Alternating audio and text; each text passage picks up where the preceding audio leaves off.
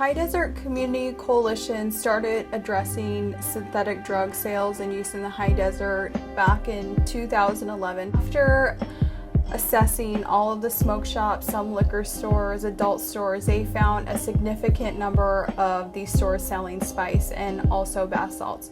So they decided to organize a forum. I learned about synthetic drugs in the high desert from a community member who made me aware of it, and then I got involved with the coalition and realized what a dramatically bad thing this was in the high desert. I had absolutely no idea what it was.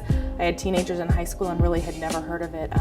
So I attended a meeting actually out in Apple Valley, and I was astonished at what had happened in the high desert and how this was becoming a huge epidemic for us up here. And I vowed at that meeting publicly that we as a high desert should band together and ban it in the entire high desert. Unfortunately, that didn't seem to pan out, and so I ran with it on my own for our own city. My son was involved in spice a few years ago, and he went through a real trying time. We had no idea that I thought spice was something out of the cabinet in our kitchen. What I witnessed when my son was using spice was a complete change in personality,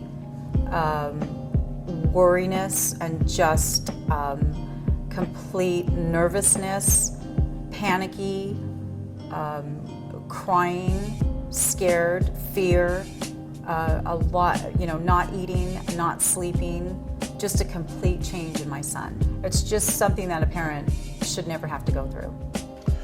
Well, the synthetic drugs, in my opinion, have really affected the community. I read an article in Business Week magazine about a year ago, and Business Week at the time said that in 2006, synthetic drugs, synthetic marijuana, and the like was a $1 billion business worldwide.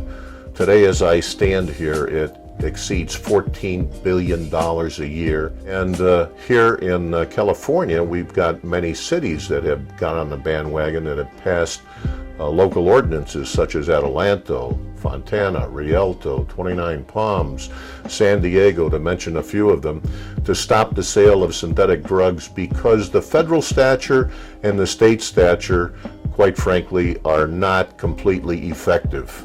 And they target the chemical makeup of the drugs rather than the drugs themselves. And the manufacturers know this and keep changing the makeup of the drugs and the chemicals so that they're still legal.